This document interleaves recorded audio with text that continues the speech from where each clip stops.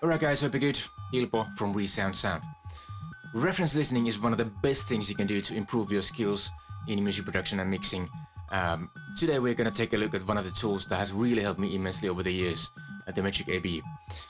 If you're liking the content, hit like, subscribe, and check out the Patreon, link is down below. Let's jump right in. Today we are taking a look at one of my favorite plugins, if not the favorite plugin in my entire arsenal, the Magic AB. I've been using this for many years, and it's become indispensable in my workflow and in my learning process. Let me just start this video by saying I have no affiliation whatsoever with ADPTR Audio or Plugin Alliance, so I'm just a user. I bought this plugin. Now, I used to do beta testing for them, the first version of the plugin, which was called Magic AB, and that was must have been like 5 or 7 years ago. But since then, I've had no contact with them. When Magic AB came out, I bought it with my own money. Just a happy user. So that's all there is to it. Just wanted to get that straight. So why is it so important to me? It allows me to develop the most important thing in making music, which is my ears and my listening skills. So it's really improved my understanding of music in many different ways. So what this plugin does is allows you to compare your music that you're playing to a bunch of reference tracks that you loaded up over here, and you just simply hit this button over here. So now we're hearing this one over here, and we're switching back to the one I'm working on. I've just chosen some of my own tracks over here just to demonstrate. So I apologize for the strange music. It's a really simple one. Blue is your own is the stuff you're working on, and the orange color is the stuff you've chosen as a reference track. You can load up to 16 tracks at a time, and you can save different sets of tracks as presets, so you could have different set of tracks for different genres if you like. So I thought let's just go through the most important settings for me. I'm not gonna go through everything because there's the manual is there for that, and it's really good as well. So I suggest for you to always suggest to read the manual. Unlike a popular YouTuber who prides himself on not reading the product manuals and then uses everything wrong, please read the manuals. They are there for a reason. Maybe just a quick look at these settings first. You might want to turn the tooltips on. I still kind of sometimes like to turn it on because I keep forgetting. There's a lot of little settings over here, and sometimes I forget what something does. So the tooltips are nice to have. Graphics latency allows you to. It has a little bit of latency to processing, but it makes the spectrum and the other metering more respond more closely, exactly to what you're hearing at the same time, because it takes a little bit of time for the plugin to measure things before you can draw the curves. So I like to use this, but if you need to do live recording and things like that, you might want to turn this off. I use the meter palette sticks here. I'll just keep it at factory defaults. You can also set this over here, and I'll always typically like to mess with them as I'm doing some metering. So I just keep it at mid defaults, and I just adjust them over here as I go. You can set it to load a default preset whenever you load the plugin. So you can set your save your settings as a default preset, so you can have your reference tracks ready to go as soon as you load the plugin, which is quite handy. This is the section for the spectrum analyzer. There's a couple of things here I think to be aware of. The FFT size is the accuracy of your spectrum. So if I have this set to the most accurate one, it's especially important for the low end to if you really want to zoom in on your sub bass, for instance. I like to use one of these settings, but it does take some more CPU. So if you're low on CPU, you might want to lower this setting. These lower settings are fine for higher frequencies. The weighting, the flat and the 4.5 are, I guess, the most usual ones people like to use. I'm used to looking at the flat response, which is actually not flat as funny as it is. 4.5 is actually flat. So I set it to 4.5, and then if the mix is balanced, it's more or less flat. At least with modern music. It kind of depends on the genre and things like that, and you really don't want to mix with your eyes. That is an important point with this plugin. It gives you information, but you always want to confirm with your ears. Turn this to flat. It gives me a roll of like this, and this is how I'm used to looking at music. So let's just keep it at that. That is it, I think, about the settings here. You can set so you have your filters over here. You can set those filter ranges here. We're gonna just take a look at that in a minute. So here on the playback page, there's a couple of settings for setting up your reference tracks and how they play. So you can set up some loops in here. So you have to switch, select the cue point, and then you can set a loop. That's what I do most of the time. The other thing I like to do is if I'm comparing to, if I'm the same another mix of the same track. So I have here a different mix of the same track that I'm working on here. So I like to set it to sync. Now this position here follows the playback position in the DAW. As you can see, as soon as switch, it switches over here. So this way, I'm always perfectly synced when I need to compare it to a previous mix to make sure I'm moving into the right direction. So it's a really useful tool for, you can use it to compare to previous mixes of your own music, or alternative mixes as well, or you can just use it to compare to a reference music that you like and make sure it's kind of in the right ballpark. Another setting here is you're gonna end up using a lot is the gain. So many times you load up a reference track, it's a different volume to the track you're working on, and that obviously is no good for referencing situation. So here you can set the gain by track. You can also use this, and this will affect all of the reference tracks that you loaded up. I usually just like to keep it at 0 and then just adjust my reference track gain over here. There's also loudness matching here, so let's just switch the reference track on. This is 0, so you can alt click or option click to reset parameters here, and we can just hit the match here. It calculates the difference and turns it down. It's not perfect every time. Sometimes it gives you different results based on where you're at. So you want to be aware of that. Just always tune it by ear, but it can give you a good starting point if you're in a rush, at least. I usually just, I just like to adjust this by ear. Let's move on to the Spectrum page here. So this is probably the page that a lot of people are spending the most time on. First of all, you can right click over here and you can restore your ballistic defaults. If you have messed with these settings, you can always restore them by right clicking over here.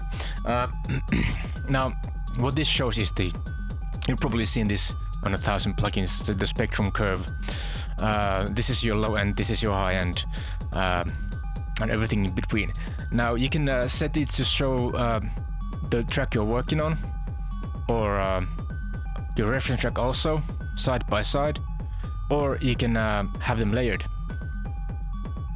And if you have them layered, what often ends up happening is this, so you have a ton of information, and it's just get messy. So what I usually like to look at is the average level, the averaged spectrum. So this will average the spectrum over time, and then I will just kind of look at the peaks every once in a while to make sure, because sometimes you might have some, let's say you have a really fast sub bass hit and it's not registering on the average level here enough, but if you turn on those peak, you can see it's really much too loud. So it pays off to kind of keep an eye on the peak levels, but I find it more useful to look at the average level in general, and I just tune this depending on the material and depending on what I'm looking at. I think I forgot to mention the idea with this plugin is to load it up on your master channel, or in this case, if your DAW supports, if your DAW has a monitoring channel, just like I have in here in Cubase, I have it loaded up on my monitor channel, and I just everything I'm playing, it just goes through this plugin automatically. So over here you have some options. I like to kind of look at the third octave view a lot if I'm if I want to look at my overall balance. So the overall balance of my music. Sorry, my microphone is distorted. I just had to turn it down a little bit. So the overall balance of my music, this gives me a better view of it, or the octave view as well. This just tends to give a little bit too much information sometimes. The third octave view in this plugin is a little bit problematic, though. If you have a music that is limited and loud, you're gonna find this low end going above 0, and you're not gonna see what's happening, even though it's not. So it's a strange one. I don't know. I don't know. I haven't found a way to fix that. So please correct me if I'm wrong, but it's just kind of not useful for the low end if your track is loud, and the tracks I'm playing right now are not so loud and they're already hitting 0 here. But if I switch over to the plot here, you can see we are only at -12, so it's kind of weird. But for overall referencing, I like to use third octave view. Now I switched over to plot if I need to look at some certain areas or peaks. You have some zooming settings here, so you can zoom the y-axis and also the frequency axis here. I have this linked over here, so you can zoom to see different regions here. Now, I like to keep this link on because we have these filter options here as well. What these are, you can listen to certain frequency ranges of, let's say I want to listen to the sub bass or the bass, low mids, and you can see as I have this link on, it will always zoom into that region,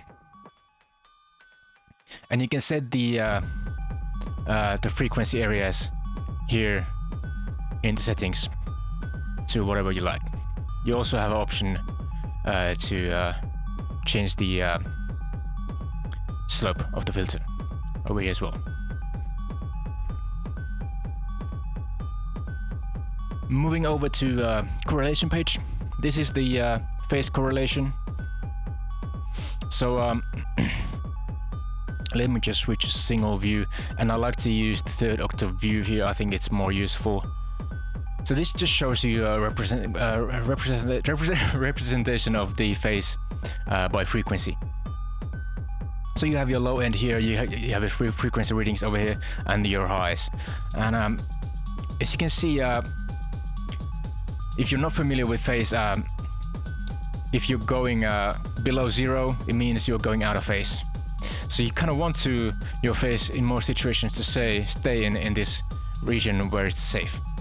Now, as you can see, we are going out of phase over here in the high frequencies. So let's see, we're gonna use the monitoring section here to listen to it and switch it to mono. And you can maybe hear we are losing high frequencies.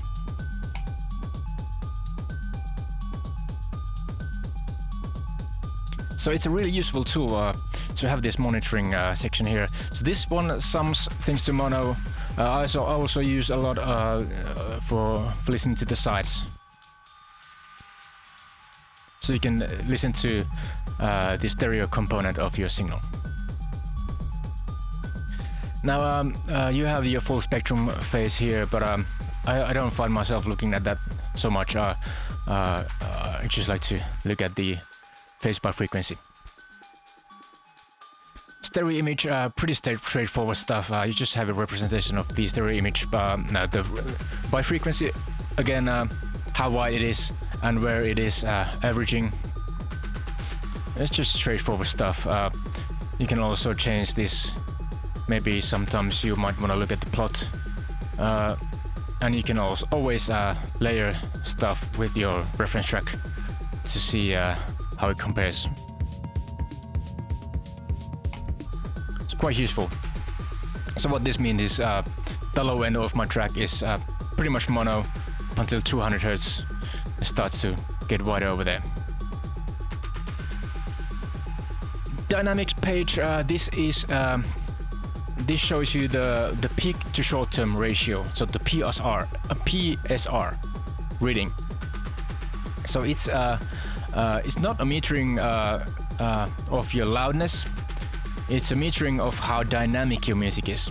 So it compares the loudest peaks to the average level, average short-term loudness of your music, and it shows you a reading here. Now you can set a target here. Let's say we want to go. Now we have set it to loud. Let's say we want to keep it dynamic, and let's just turn this like this. We want to keep it dynamic, and you see this turns to red. Now our target is 12. We are hitting around 8 or 9. So it immediately turns to red to show us we are going. We are less dynamic than we want to keep it. So it's quite a useful feature. Now you have your scroll settings here and auto scale and things like that. Also, as you saw, you can compare it to the reference track. It's a nice way of kind of learning about how dynamic certain music usually is. Finally, we have the loudness page, and let's just switch to the metering first. So we have here, I usually like to look at use the layered mode here. We have here the most usual, the most common loudness readings. So what I usually look at is the short-term loudness and the true peak and the loudness range. So how much our loudness is changing. Nothing miraculous there. You also have your RMS levels here, and it's really nice to have this kind of really quick. You're able to reference to your reference track, see which one is louder and where you're hitting. Now you can also set different target levels here. So you have, for example, different streaming services. Spotify wants to make everything minus 14 LUFS. So as I have this selected, we are hitting a little bit above, so these are turning red already. Let's switch over to YouTube, which is minus 13, and it's showing them as blue now. So you can set different targets here. It kind of has different names for different, descriptions for different loudness levels. It's quite useful if you're not familiar with how loud something is. You can just set it over here and see how it compares. Finally, the loudness history view can be quite useful. Let's say switch over to the short-term loudness here. This is quite useful for example, if you are comparing plugins or processing, and you're switching between different plugins on your track, and you want to make sure it's staying at the same level. You just put this on and it will show you instantly if you're going quieter or louder at some points. The momentary view here, short-term and integrated. You can have it all running at the same time. Yeah, that's about it, I think. Finally, I think it's a nice little trick you can do with this plugin is you can MIDI map this AP button to a controller, so you can have this and also these and many more controls. You can have them on your MIDI controller if you like. So just refer to the manual to see more about that. Yeah, I think that's about it. If you have any questions, let me know. I hope this was useful.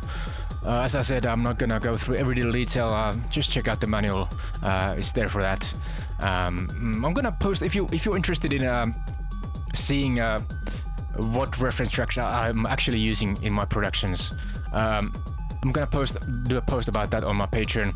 So if you wanna join my Patreon, you can support me over there. Resound Sound, patreon.com/resoundsound, and you'll find my reference tracks over there. I think that's about it. If you like this video, it always helps me if you hit the like button and subscribe. It really helps the channel, and I really appreciate it. Thanks for watching, and take care. See you next time.